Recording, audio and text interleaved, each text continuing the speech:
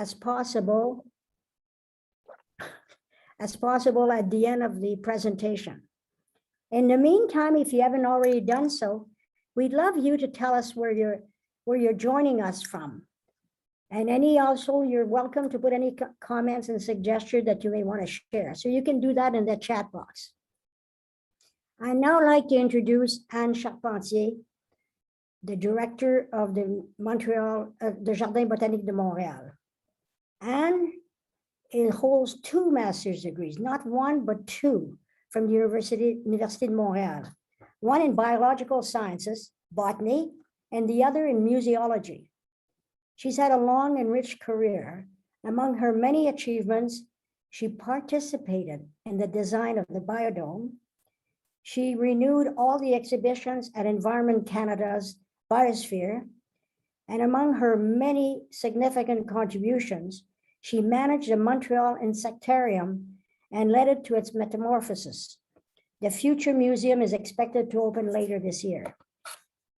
Her numerous accomplishments, as well as over 30 years of involvement in museology and scientific culture, earned her the 2005 Outstanding Contribution Award from the Canadian Association of Science Centers.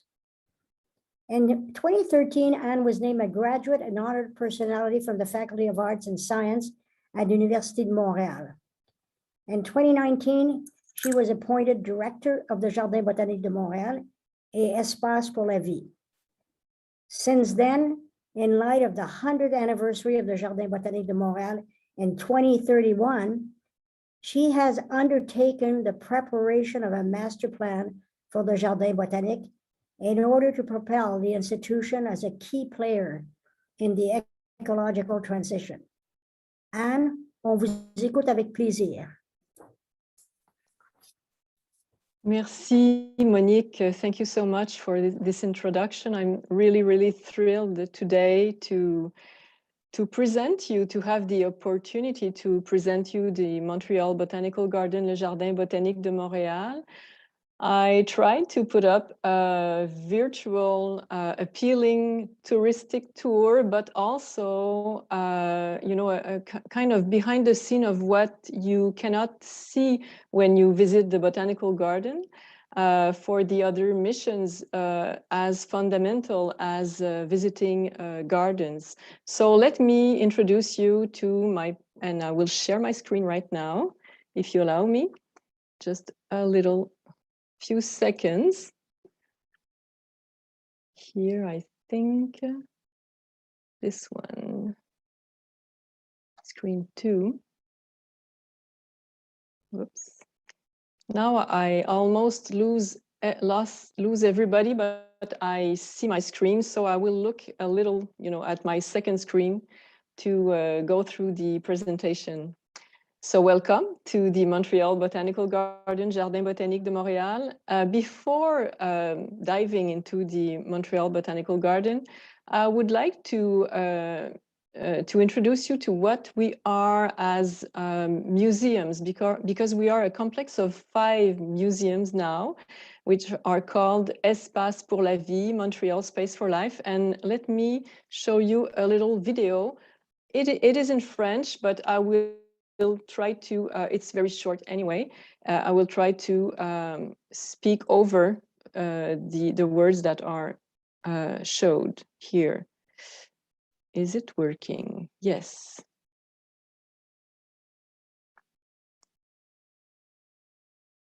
So we are 4 museums now, 5, because we just added the biosphere. It's the biggest museum nature complex of Canada.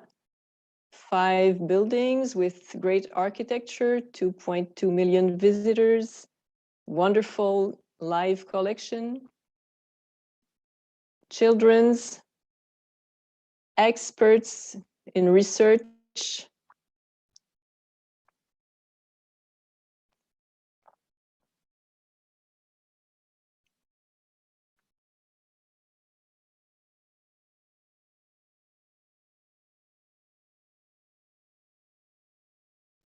a place, an engagement, a movement. This is what we try to do. This is our vision. Let me go back to the presentation now. Okay, whoops. Sorry, it's starting back again. Okay, do you still see my screen? Yes. So Montreal Space for Life. Want to put that up to full? Oh, it is not. Okay. Thanks. I'm sorry. I have to go back, stop sharing and go back. Each time I present a video, it is dropping, I guess. Here. Is it full screen now? Yes. Nope, not yet. Is it now? Because it is saying to me that I'm sharing full screen. It is full screen. It is full screen? Yeah. Thank you. Thank you, Monique. So Montreal Botanical Garden is one of the top most important botanical gardens in the world.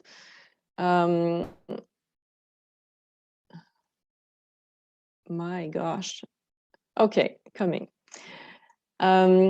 It is also a National Historic Site of Canada. It was founded in 1931 by Friar Marie-Victorin. And Marie-Victorin joined to himself a great landscape architect at that time, which was Henry Teuscher. He was a coming from Germany, and he was working at the New York Botanical Garden. He came from New York. And they created this wonderful botanical garden. And you have a few years of creations here, like, you know, the main buildings and then the greenhouses in 1956 or 7.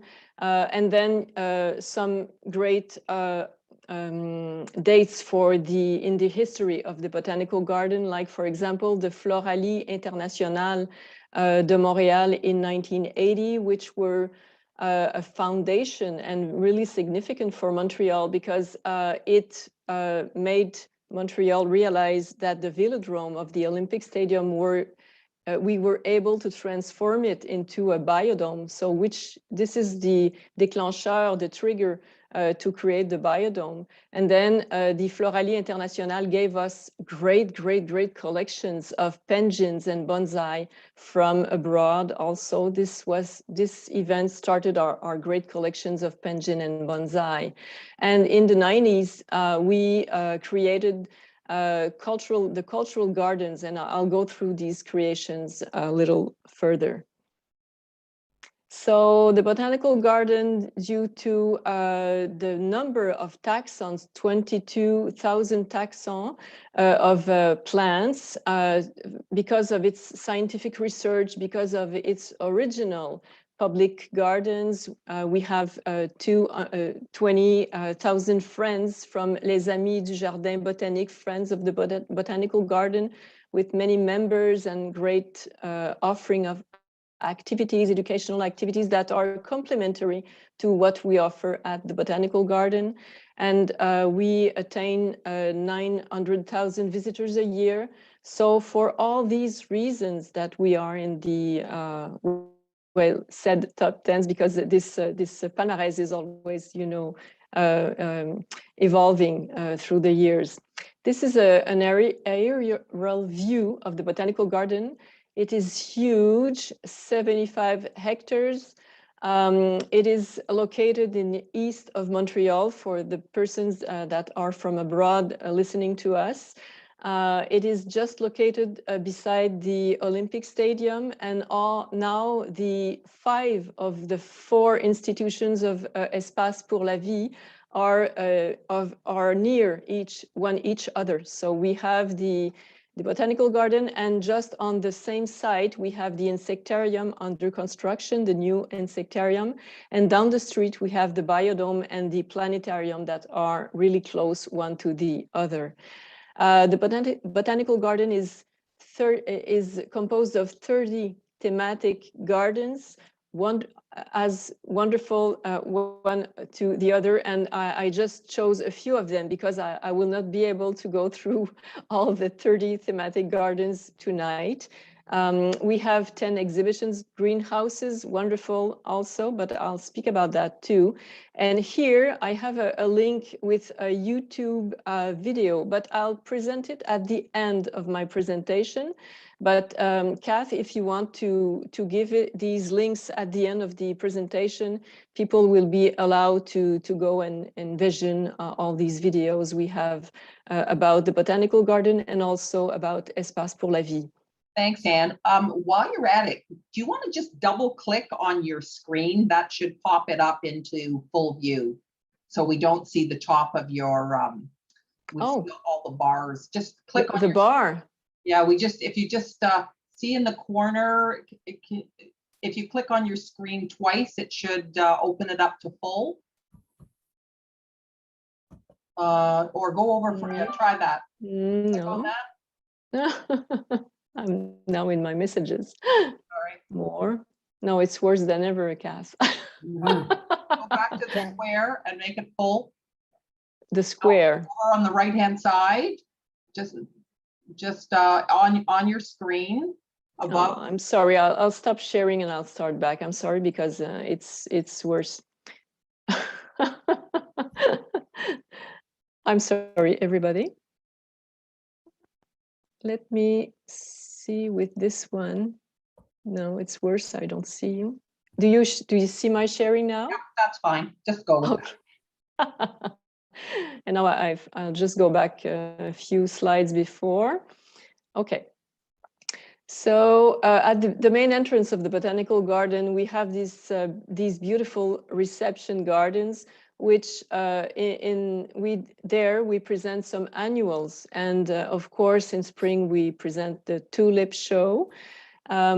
We tried something very special last year because with the COVID, with the pandemic, we were not able to produce our annuals for the winter show, the summer show, I'm sorry. So we decided to go with green weeds and very, weeds that were planted there to grow and then to be returning in the soil, in the ground. So we tried. It is also interesting to experiment different kind of displays in these gardens, but usually we present a really fine design of gardens à la française. So it's a French garden that present the best annuals you can see and the novelties of the year. The perennial garden just on the west side of the botanical garden present perennials, of course, as the name says, and it was created in 1937. We will have to restore these gardens in the next few years because they need restoration, but they will be restored as is, except probably for the universal accessibility, because now even if heritage gardens have to be restored as is, we have to consider now universal accessibility. But this garden is really, really beautiful. And in a line with this garden, you have this food garden that was created in 1937, which is presenting 650 about taxa in demonstration of vegetables, of how to grow vegetables. And what is interesting in this garden is that we also present a huge variety of patrimonial and really diverse peppers, tomatoes, whatever you can eat and a food garden can demonstrate in the summer. And there are also areas of the garden that demonstrate some cultural gardens. Like this year, we developed a garden presenting East Europe vegetables, for example, and we have some Asian vegetables and South American vegetables, for example. So this garden is really highly appreciated. This year we present some chickens in it to talk about urban farming and the introduction of animals also into urban farming. Our Alpine Garden, I would say that each of them are my preferred garden. I love them all. The Alpine Garden was created a little later. It is in the center of the Botanical Garden. They had to bring a lot of rocks there. They created a mountain-like colline and little hills to reproduce the ambiance of mountains. And so we present their alpine plants from abroad, from here, the Rockies, but also the Alps, Himalayas, etc. And it is a really, really rich collection of plants, alpine plants. And it is beautiful all year round, well, all, the nice season, but particularly in spring, where you have wonderful bloomings in this garden. The Leslie Hancock Garden is also something. It is full of rhododendron, azaleas, Labrador tea, and it is blooming. The peak of the blooming is in June. So if you come to the Botanical Garden, it is a must-see. It is a little treasure, little hidden into, and protected by conifers to reproduce the microclimate needed for these plants. But it is worth it to see it and to come at this time of the year for that. You will see now that in the 70s, like this garden was created in 1974 to 76, and then 1976. What is this year? The Olympics.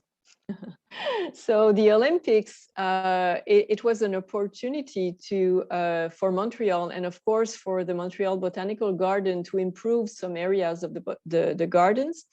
And at that time, these beautiful gardens were created.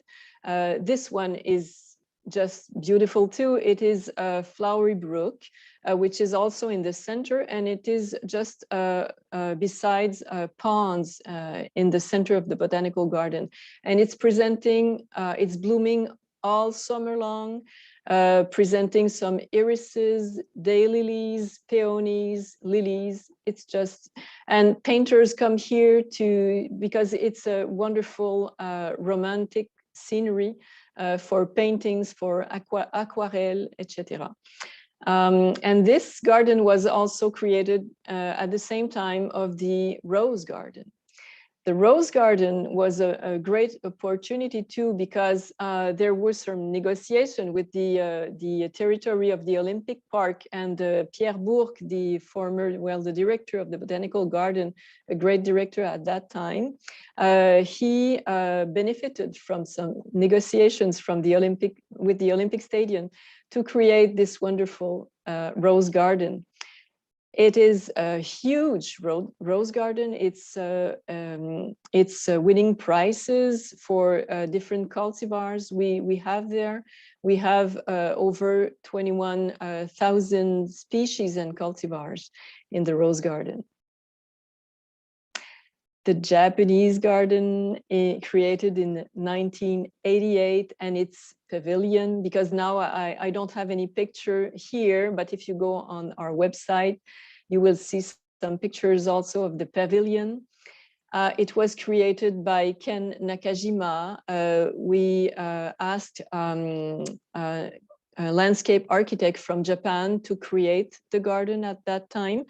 And in the pavilion, there are really fine public programs that present some cultural elements from the Japanese culture.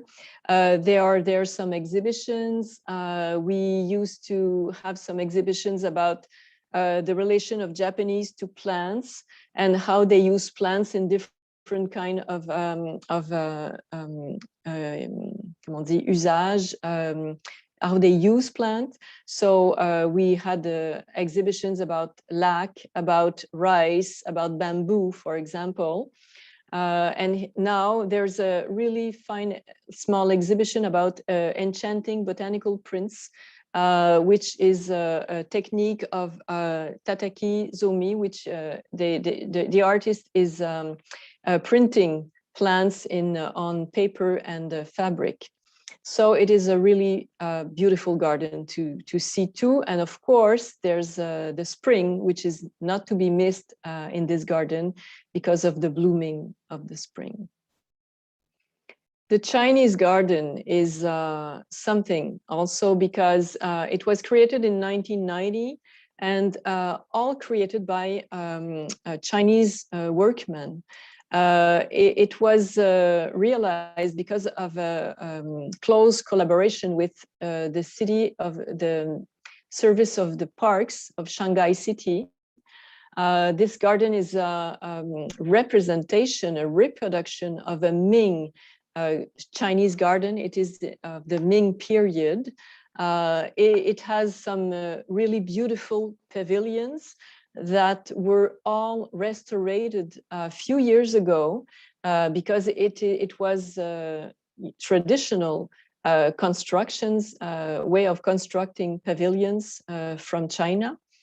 It is really a destination for the botanical garden. Well, all the three cultural gardens are in the center of the botanical garden and are on their own a destination in the botanical garden. I have to mention also that for each cultural garden I'm presenting, we make a great effort at the botanical garden to hire interpreters and you know, the persons that interact with people that come from the cultural that originate from this culture. For instance, at the Chinese garden, we try really to have Chinese people there to interpret the garden, interpreters. The same for the Japanese garden, and the same for the next one, which is the First Nations garden I will present. Just to mention that there is a wonderful permanent exhibition in the Chinese garden, which is called Ties to the Land.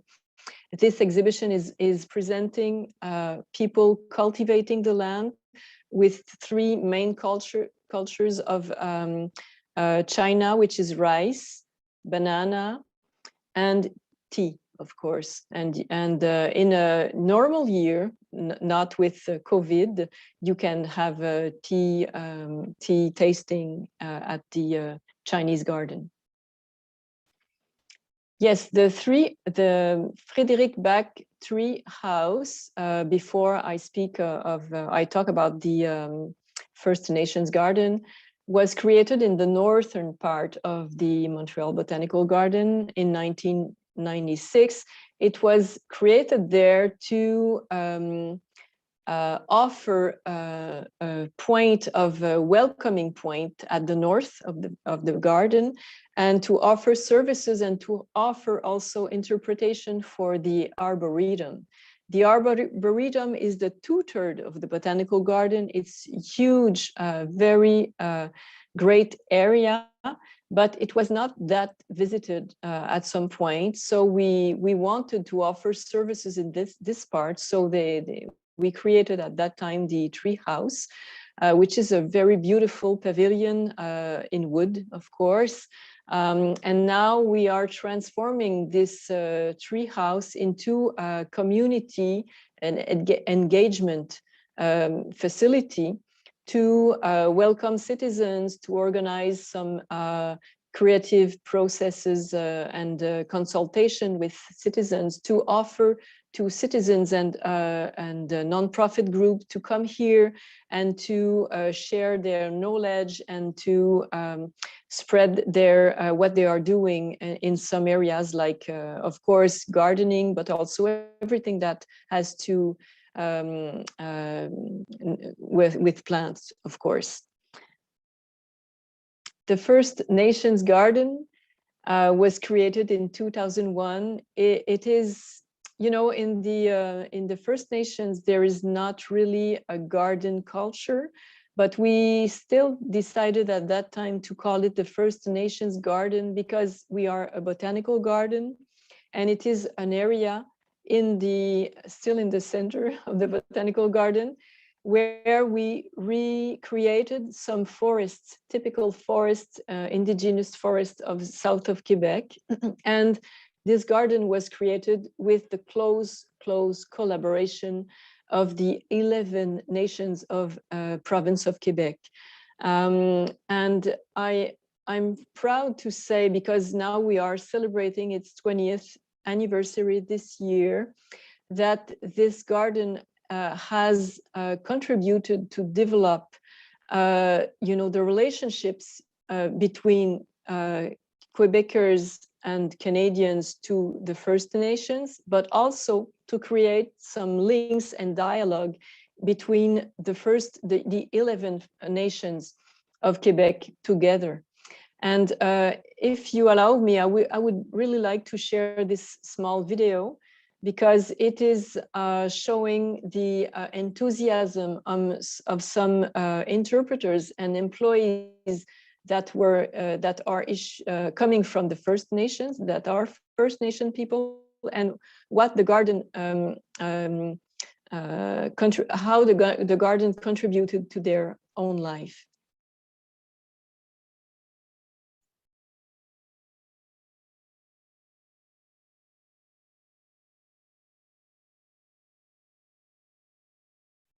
I have to say that it is in French. I clicked.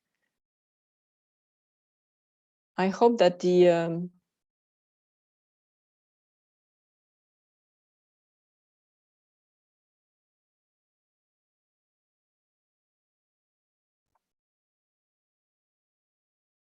oops. He says he just arrived at the beginning of the First Nations garden.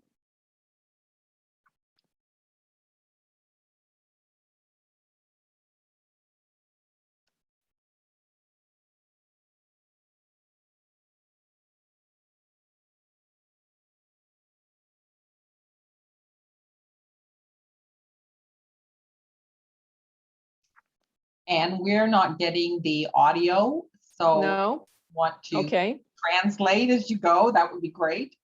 I'm sorry. Can you do a translation as okay, I'll just try something else if you allow me, because I opened this window also here, so I will play it from here, from the directly from YouTube.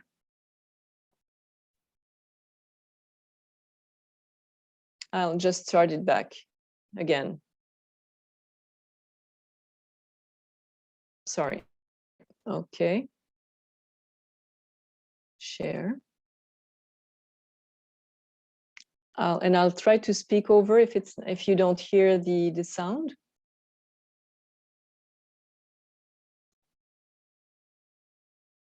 He comes from Mastoyache, Lac Saint-Jean.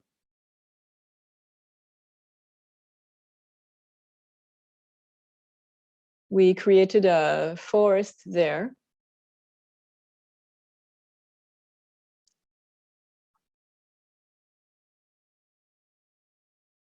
He says that the vegetation was not present, but we recreated them with horticulture specialists.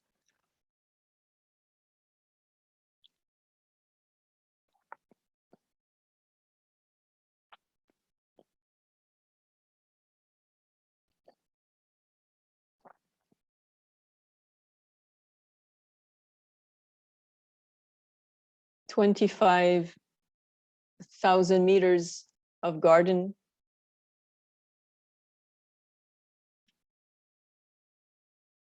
Boreal forest, where he comes from. We have the pond. Happy anniversary, she says. She's proud to have been part of the team.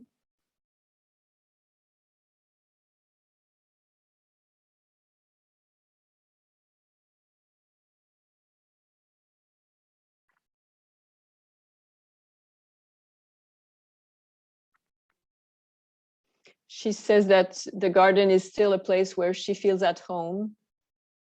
Kwe.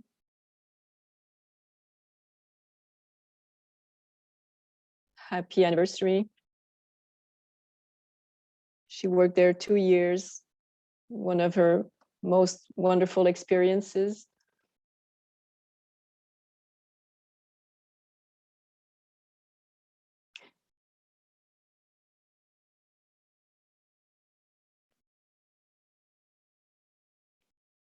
Happy anniversary. 10 years she was working with us.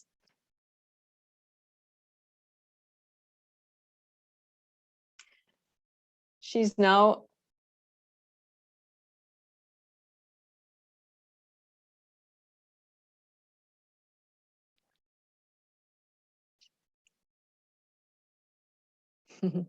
she says, Melissa, that she's at home too, and that, well, you know, she is one of the speakers of Idle No More for Quebec. So she really working at for us, well, with us at the Montreal Botanical Garden, improved. I'm sorry, I'll just, I have to quit the sound. Sorry, I'll come back. No. Okay, close this window. Okay. Sorry for the technical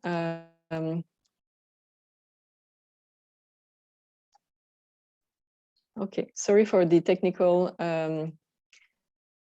challenges we have today. So I'll continue.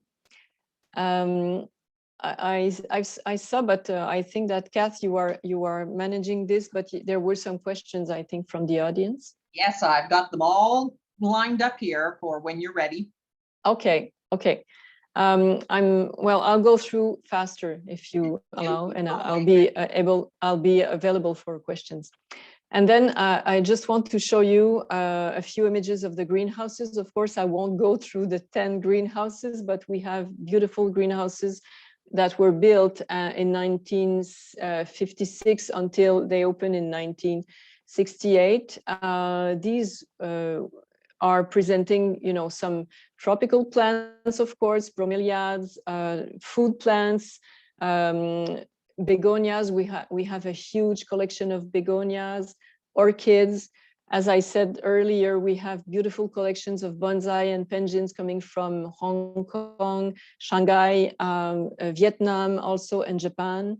That can be seen there. We have some cacti and succulents and ferns.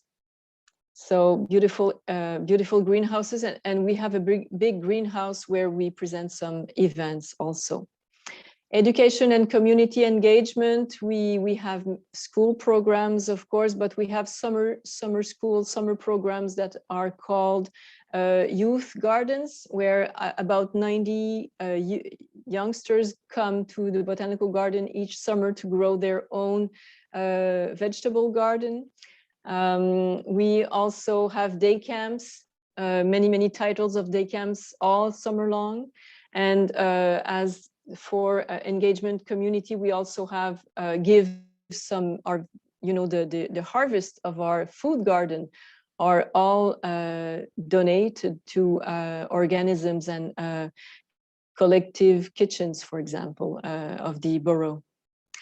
Winter event, we present odd or strange plants. We will present it next 2022 and 2023. We present, you know, a funny design with really strange and carnivorous and insectivorous plants, and interpretation surrounding that. Summer events, we have the Great Gardening Weekend that starts the summer. at the end of May, which is a great kind of festival of producers that come to present their novelties, their productions, and educational booth also that provide information about gardening, how to start your garden. And through the summer, we have different kind of programmings, but as an example, I present here the Arts at the Garden. We have each Sunday artists that come at the garden and offer some shows with music. And of course, the highlight, I would say, of our events is the one that we are opening next week, which is Gardens of Light. And Gardens of Lights 2021 will be really a big renewal of the event, because we are highlighting the First Nations garden, full lighting of many areas of these kind of forests, and it is all the design is based on the poetry of Joséphine Bacon. For who you know her, she's a poet, very famous poet from the First Nations people. I have a YouTube link here. I won't click on it because now time is running, I guess. And but Kat, you will be able to share this too with the people. The autumn event, of course, we also have Halloween, where we present theatrical play. We have a competition, a contest of pumpkins, and different activities for family. Research, just to mention that we have an Institute of Research, Plant Biology Research Institute, inside the Botanical Garden, which is a partnership with Université de Montréal, which where are located 200 researchers and students with these topics: plant biodiversity, evolution, phytotechnologies, trees and climate change, etc. Phytotechnologies, not the last. We started to install in the Botanical Garden whenever we can. We start to present some phytotechnologies to demonstrate as a showcase, I would say, but with really concrete applications, how we can use plants to solve some environmental issues. Like, for example, this pond that you are seeing was shrinking, I would say, eutrophisation. So we had to remove all the invasive plants and to adopt and to implement some strategies to control the invasive plants. And so these technologies are there to filter marshes. We have filtering marshes that were installed just with the restoration of the aquatic garden. So the filtering marshes filtrate the water that recirculates into the aquatic gardens. Control of invasive plants is the new pond we created near the tree house Maison de l'Arbre Frédéric Bach. We are also working on a decontamination station to decontaminate the ground, the soil.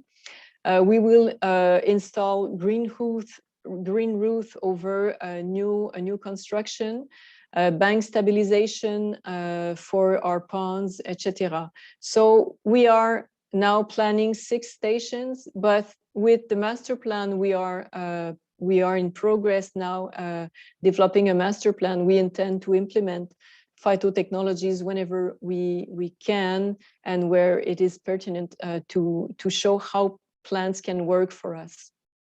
So this is ending my presentation. I just want to go through really fast. We are working on this master plan towards the centennial of the Botanical Garden to address the ecological transition and to be in phase with the Montreal 2030, which is a strategic plan to agenda to push Montreal forward with the ecological transition. So the botanical garden, we adjusted our vision to this one. Plants sustain life and have a key role for the ecological transition. And we are conducting right now, and since last year, a creative process, dreaming the botanical garden of the future. Some of the outputs of these dreamings are that we have to inspire, we have to offer still a seamless experience of our gardens, we have to highlight really the role of plants, and we have to be the example for phytotechnologies, greenhouse gas reduction, because we have to say that the greenhouses are really high, have high emissions of greenhouse effect gas, so we have to reduce these ones. And of course, water management, because when the botanical garden was created in 1931, water management was not really a consideration at that time, so we have to improve these issues too. And so this is many versions of the plan of the botanical garden, but just to show that there are many undergoing studies to document what we need to improve at the botanical garden, like parcours, like the universal accessibility, like the take care of the fauna at the botanical garden, take care of the heritage areas, what you see in orange and red. So to be sure that when we develop, we take care of what is considered heritage. We are also thinking about our master plan for our collections, because they will have to adapt to climate change too. And we are, of course, thinking of perhaps new greenhouses, because the ones that were constructed in 1956 are old and need great love. And I would end up with this. It is a reflection of myself, which is landscape is a bath in which we immerse ourselves. Gardens, you know, they sublimate nature. So, and they enhance aesthetics, and they offer us a feeling of being safe. And you know, in a garden, you need your whole body to sense nature, and then you are disposed or predisposed to explore and to learn. So I would end up saying that gardens are exceptional way of reconnecting to nature. And the more we have gardens in the world, the better the world will be. Thank you so much. Well, Anne, that was just simply fabulous. Oh my God, the Jardin botanique de Montréal is truly inspirational. You know, Thank you. I would think that everybody now wants to visit this amazing garden. I did as a child, and I did many times after, and this garden never ceases to amaze me. So I'm sure I'm not alone, and I encourage you to put this garden destination on your travel list if you have not already done so. So anyway, before we can do all that, we have an opportunity to ask Anne some questions. So Kath, maybe I'll start the ball rolling by asking the first one. Anne, I wanted to know, how important is your botanical garden to the city of Montreal? It is, you know, I would say one of the jewels of the city of Montreal. It is important, as important, I would say, for the citizens, as important for the tourist, as a tourist attraction. It is doing both. You know, Montrealers love their botanical garden. And I would say that in the last year with the pandemic, they rediscovered it. And they are very attentive to it, and attentive to whatever is arriving to the botanical garden and happening there.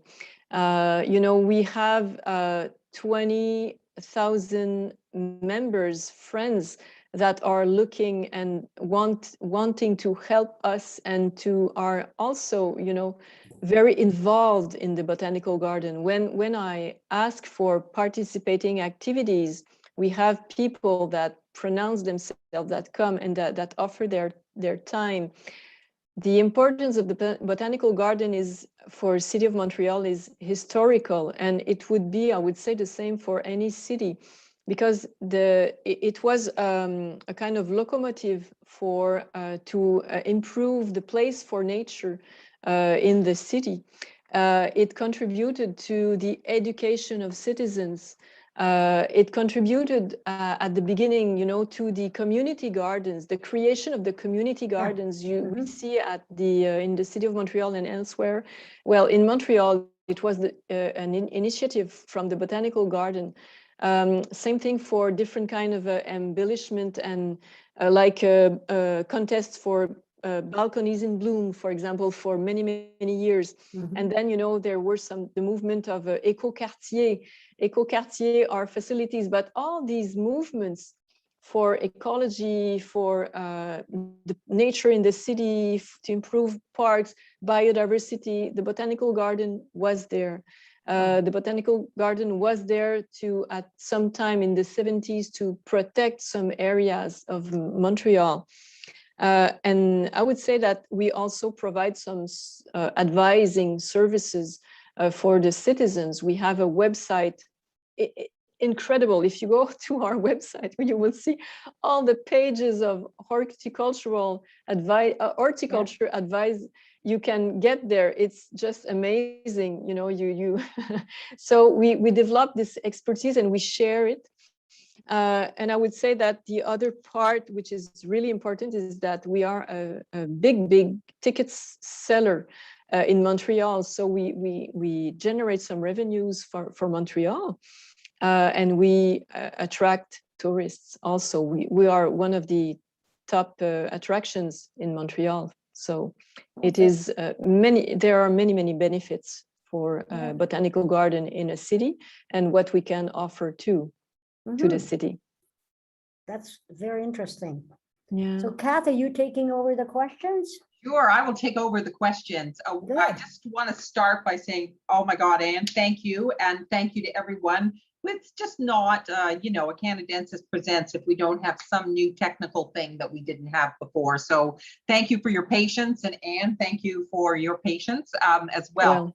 So because of that, we're going to stay on a few minutes more and let Anne answer some questions. I would like to start with a comment from Sheila, who said, you need at least 3 days to do this garden right. Yes, I can tell. So let's begin with a question from Christina. Can you grow lotus? Is it not too cold? If we can grow lotus? Lotus. Yes, we have. Yes, we have. Yes. When my last image is a lotus. If I can share back just a few seconds, this one, you see it? Sure. Yeah. Yeah, and these are growing in the pond of the Chinese garden. Okay. Yeah, and they are just amazing. And we have some also, and I stop sharing now. We have some also at the Japanese garden. Yes, we can grow lotus. Great. John is asking, in your opinion, which time of year is ideal to see the cultural garden? Oh, well, the cultural gardens are open in the high season. In the low season, the low season is from the 1st of November to the 1st of May. At that time, the cultural gardens the pavilions are not open to the public. They are closed, they are winterized. But between the 1st of May and at the end of October, you can visit them. And so, well, all the high season is very fine to visit the Botanical Garden. And of course, if you go to our website, we have a bloom calendar. So whenever the week you come, you can go to the blooming calendar and you see what's in bloom and what are the highlights of the Botanical Garden for that week. But you know, you could be there I work here and I go in the garden each day I can, and the garden is evolving just beautifully all the season. Great. I'm just zooming in here because we have so many questions. What growing zone is the garden in? Oh, well, I think it's 5 or 6 in Montreal, but I would have to verify that. I'm not an horticulturist. I can't, but I think it's 5 or 6. I see a lot of comments that were saying it's 5, but It's 5, huh? It's 5. Yeah.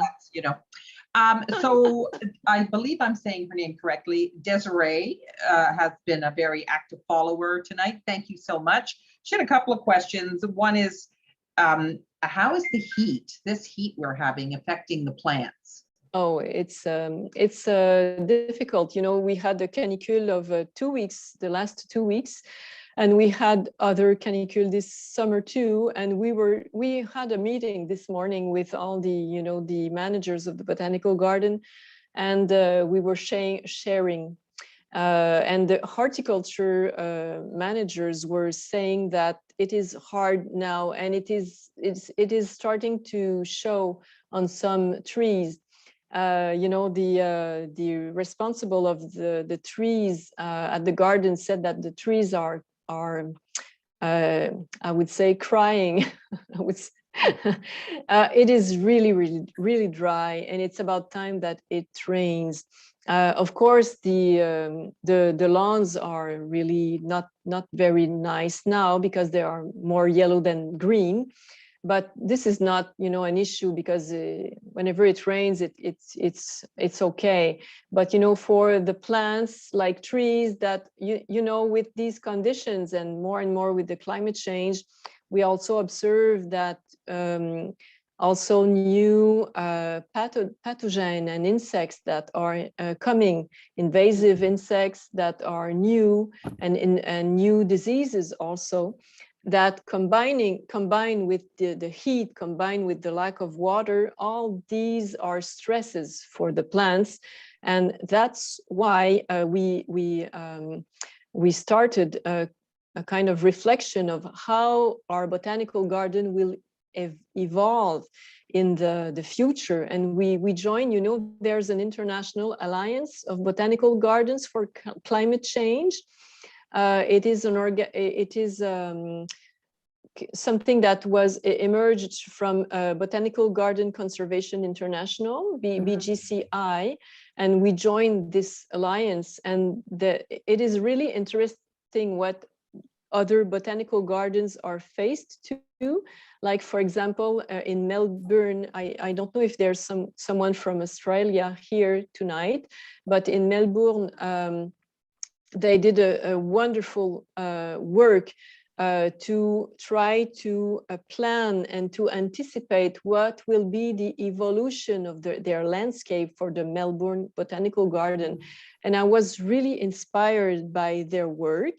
And I asked our management team to have the same kind of reflection for the Montreal Botanical Garden. And the issues are not the same because the consequences of the climate change are not the same in the North America and in Australia, for example.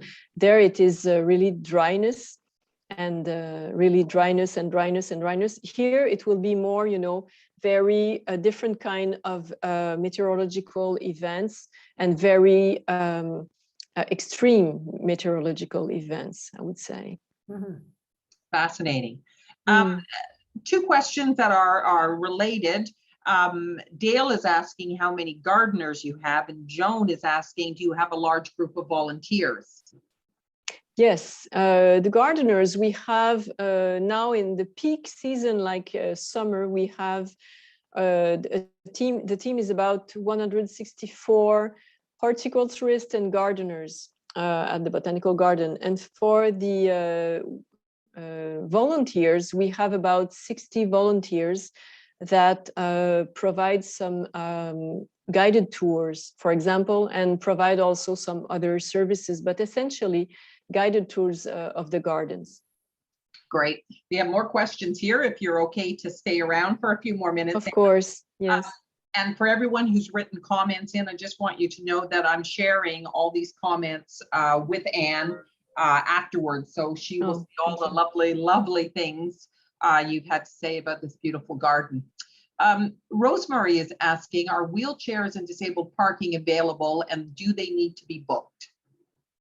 Well, there are some parkings, and they are not. It's not necessary to book them. They are reserved for a person with wheelchair, and we have also quite accessible path and parcours in the botanical garden.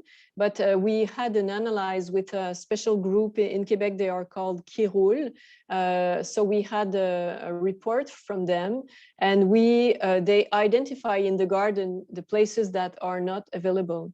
And this map is available when you come to the garden. So, but many areas of the garden are accessible to wheelchair, but not every part. And we have to improve this.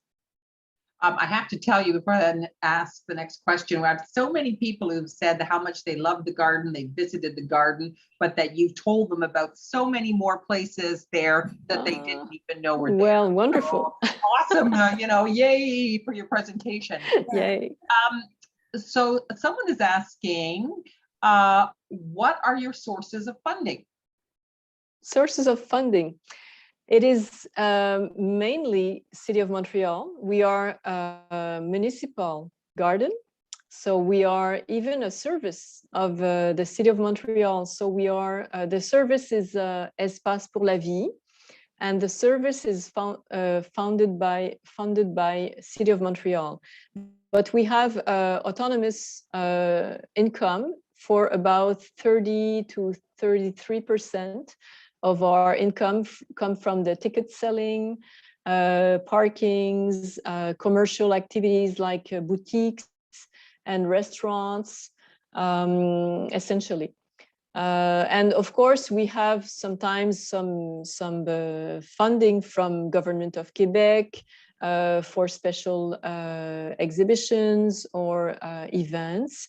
And we also have, I have to mention that we have a foundation, Fondation Espace pour la Vie, a foundation that helps us to put together some money with philanthropy, so with private companies to help us to support development projects. For instance, like, for example, the phytotechnology stations, they were supported partly, of course, but still partly with the private sector. And of course, as you've seen on my slide, I have a slide with new greenhouses. You can imagine that new greenhouses will have to be funded by, it will be a joint venture.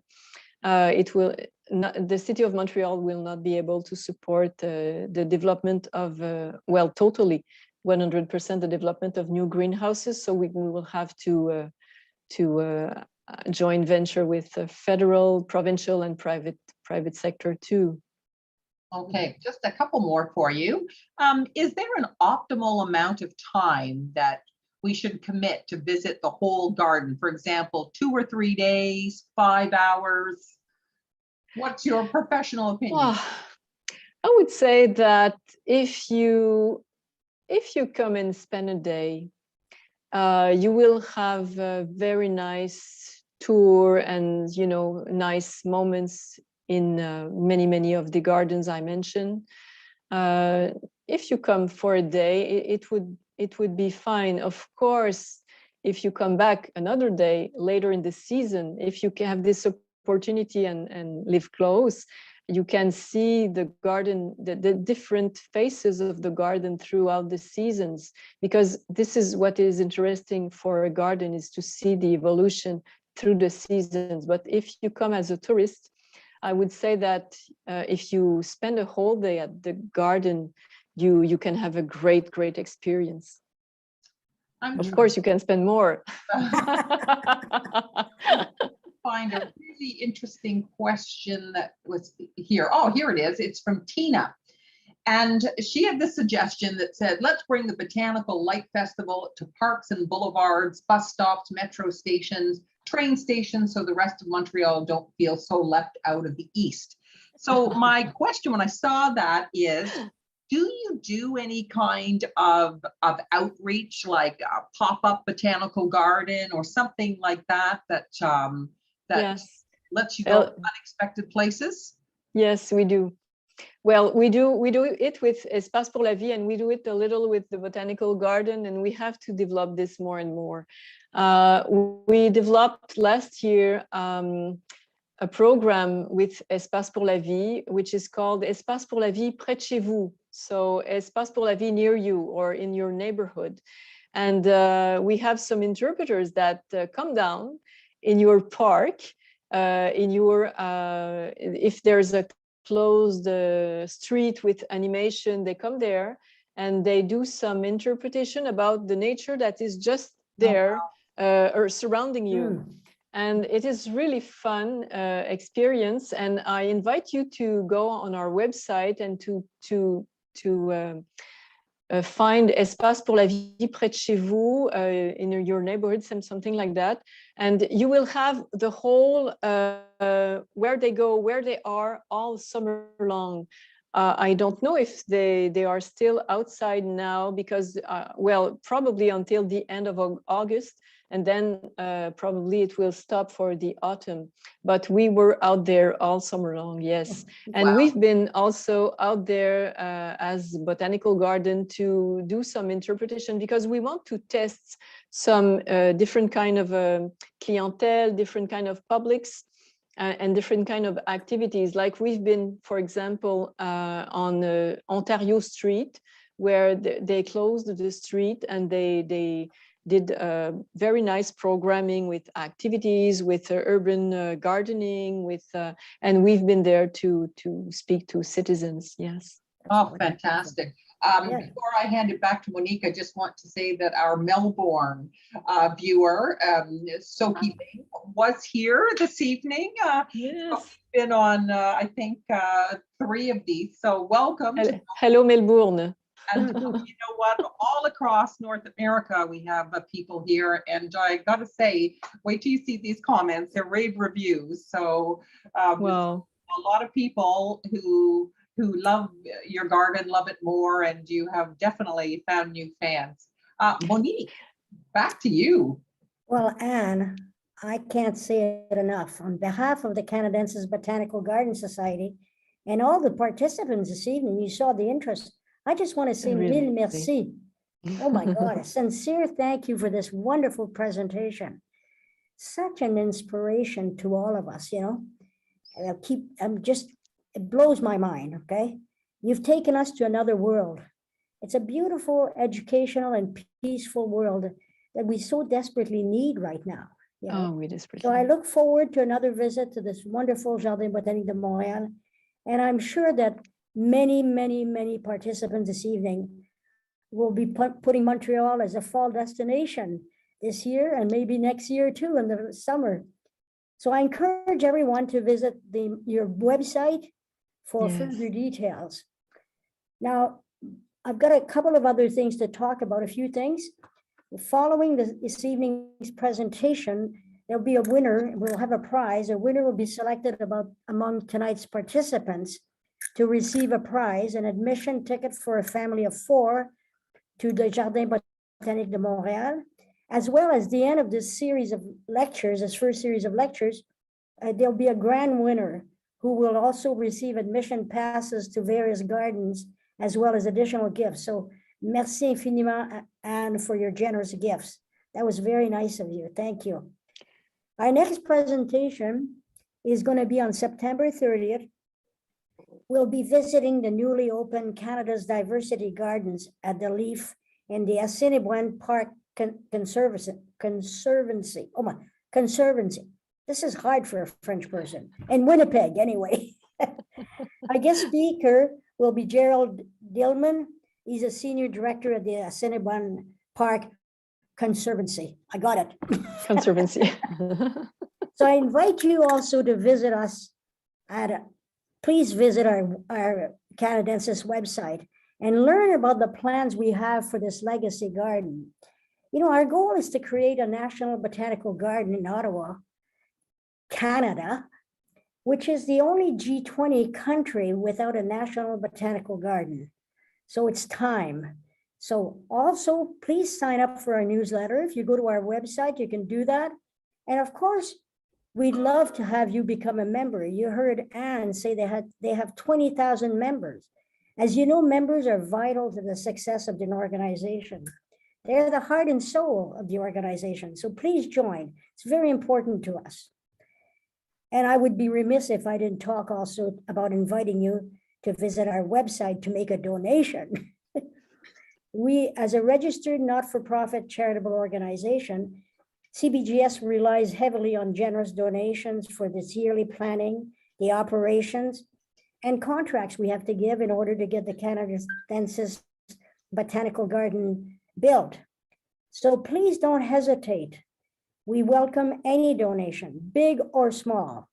We need your support. We really need it. It's critical to our success. So please don't hesitate for a minute. Tonight is not too late. And by the way, you can also follow us on Facebook, and please like us. So finally, I want to tell everyone you've been an amazing audience, and thank you so much for your patience.